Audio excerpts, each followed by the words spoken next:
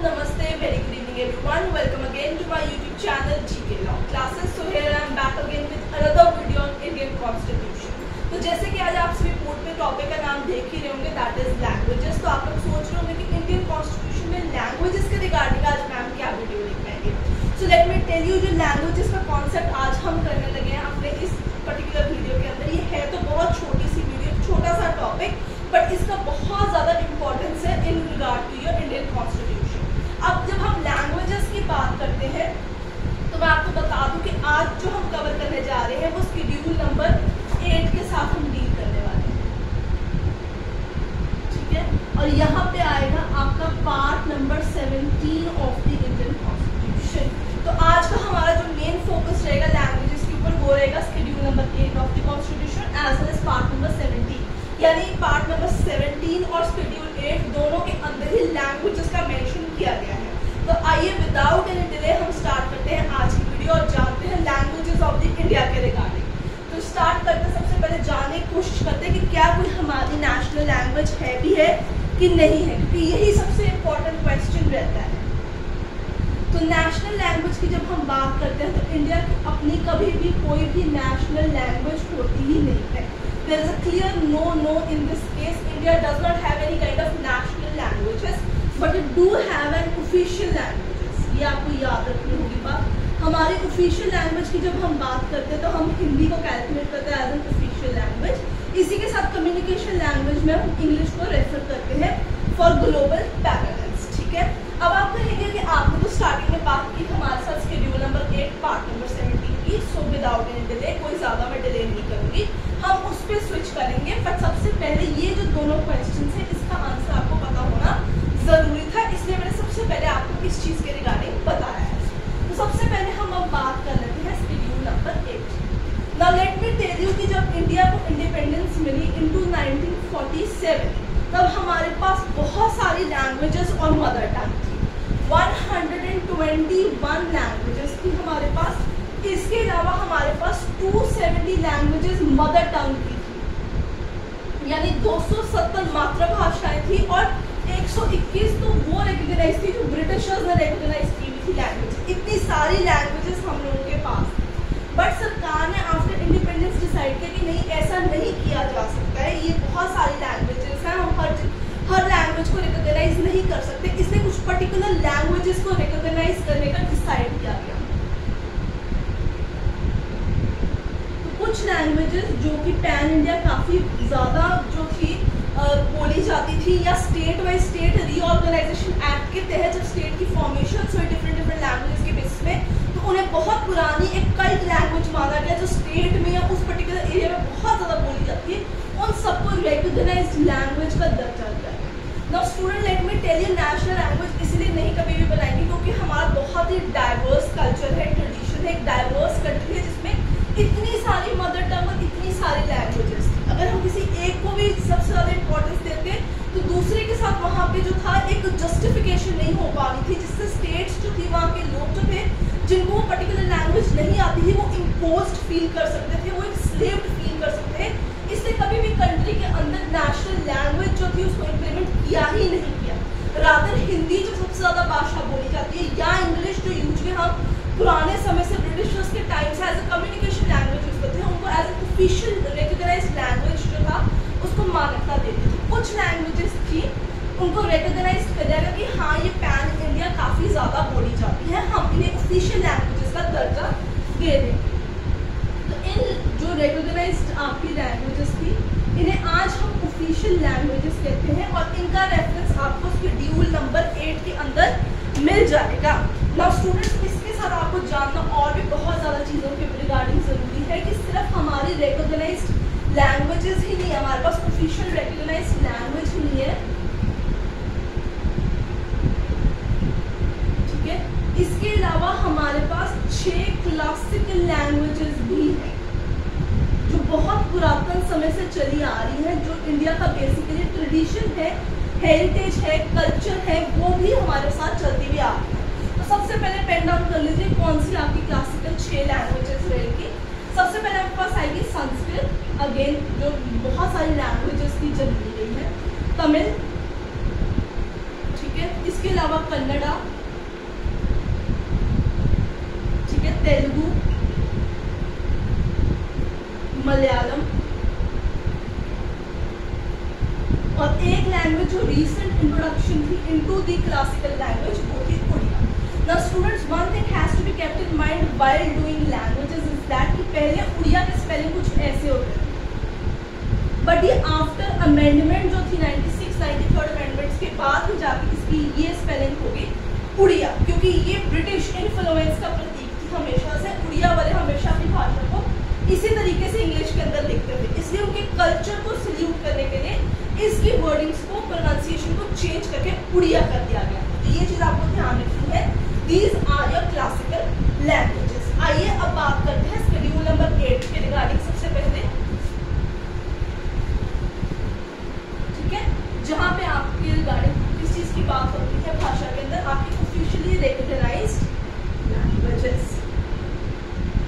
ठीक है, भारत सरकार के द्वारा मान्यता प्राप्त भाषाएं। इसके अंदर मंत्री शपथ भी ले सकते हैं, ठीक है, क्वेश्चंस भी पूछ सकते हैं।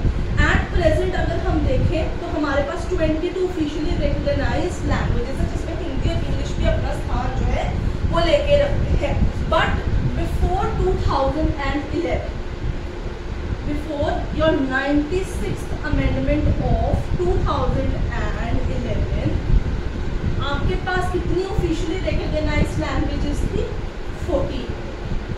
तो ये जब 96th अमेंडमेंट एक्ट आया उसके बाद अब हमारे पास 22 हो चुकी है, जिसमें संथाली, डोगरी, मैथिली ऐसी बहुत सारी भाषाओं को इंक्लूड किया गया है, जिससे इंडिया को जो है एक अच्छी रिप्रेजेंटेशन डिफरेंट स्टेट और रीजन्स को मिलती है, और वो अपनी भाषा को प्रमोट भी कर सकते हैं और प्रोटेक्ट भी कर सकते हैं।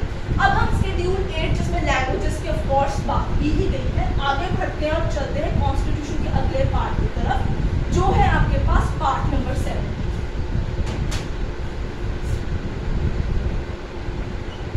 यहाँ तक आई होप आपको क्लियर हो गया होगा that we do not have a national language, we have official communication language, we do have classical language. Initially कितनी भारत के पास लैंग्वेजेस थी?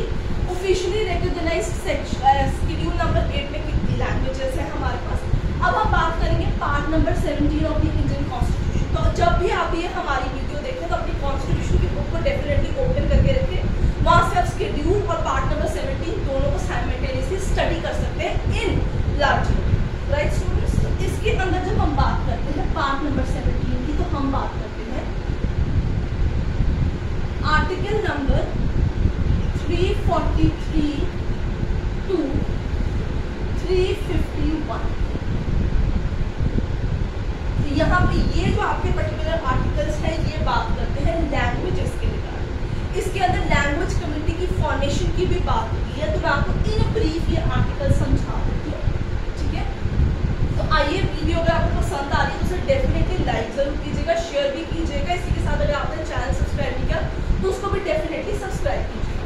343 की बात करते हैं। सबसे पहले it talks about the official language of your union. Union माने और सेंटर में आपकी कौन सी लैंग्वेज आती है? हिंदी हमारी ऑफिशियल लैंग्वेज आती है।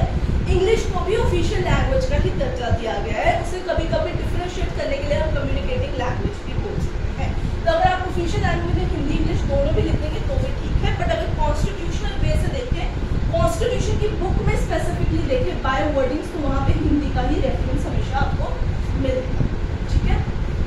फिर आगे चलते हैं और अगला जो आर्टिकल है वो है 344।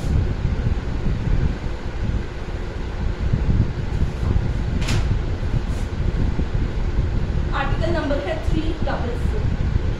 344 आपसे बात करता है ऑफिशियल लैंग्वेज के ऊपर एक committee of parliament, very important. ये हर साल जब भी, हर 5 साल बाद जब भी लोकसभा का नया गठन होता है तो ये जो है पर्टिकुलर कमिटी जो है डेफिनेटली बनाई जाती है। Official language, committee of parliament on official language. और this is a very important thing, क्योंकि एवरी टाइम कब न्यूली फॉर्मेट होती है? After every Lok Sabha elections. जब नई सरकार का गठन होता है लोकसभा इलेक्शंस होने के बाद, उसके बाद जो है ये पर्टिकुलर कमेटी कमेटी का गठन किया जाता है, जिसका एक सबसे इम्पोर्टेंट चीज क्या होती है, to review the progress made in use of Hindi language, to review the progress for promotion of Hindi language. ठीक है, कि कितना इसको बढ़ावा दे सकते हैं, कैसे दे सकते हैं, फॉर फर्दर कोई ऐसी लैंग्वेज जिसको ऑफिशियल जो रिकग्नाइज्ड लैंग्वेज के शेड्यूल है उसके अंदर ऐड किया जा सके, जिसे ऑफिशियल रिकग्निशन की जरूरत है। इन सब की जो भी रिपोर्ट बन के आती है, जब ये रिव्यू कंडक्ट कराते हैं, जब इनकी फॉर्मेशन होती है, तो रिपोर्ट सबमिट होती है president of India, president of India. सारी रिपोर्ट ये कौन सी कमेटी प्रेसिडेंट को सबमिट करती है। टोटल 30 मेंबर होते हैं इस कमेटी के अंदर। ठीक है, इस चीज को आपको याद रखना है। 20 होते हैं आपके लोकसभा से और 10 होते हैं आपके राज्यसभा से मेंबर्स होते हैं। इसका जो चेयरमैन होता है वो कौन होते हैं, वो आपके होम मिनिस्टर होते हैं, जो इस टाइम पे श्री अमित शाह जी है। He is the chairman of the committee of parliament और ऑफिशियल लैंग्वेजेस। इस चीज का आपको खासा ध्यान रखना है। 3 सब कमिटीज में ही डिवाइड किया गया है। इसी के साथ स्टूडेंट्स आगे चलते हैं, आगे बढ़ते हैं, देखते हैं official language of state. Official language of state, बहुत सारी स्टेट्स की अपनी ऑफिशियल लैंग्वेज है। जैसे पंजाब में पंजाबी रहेगी आपके पास, राजस्थान चल जाएगी हिंदी चले जाएगी, मध्य प्रदेश हिंदी है, गुजरात है तो गुजराती हो जाएगी, महाराष्ट्र तो मराठी लैंग्वेज हो जाएगी आपके पास। ये सारी ऑफिशियल लैंग्वेजेस ऑफ स्टेट रहेंगी। 345 आर्टिकल नंबर रहेगा। 348 आर्टिकल नंबर बात करता है सुप्रीम कोर्ट ऑफ इंडिया और वेरियस हाई कोर्ट्स, जो डिफरेंट स्टेट के वेरियस हाई कोर्ट्स हैं उनकी लैंग्वेज। तो इंग्लिश होती है यूजुअली इनकी भाषा।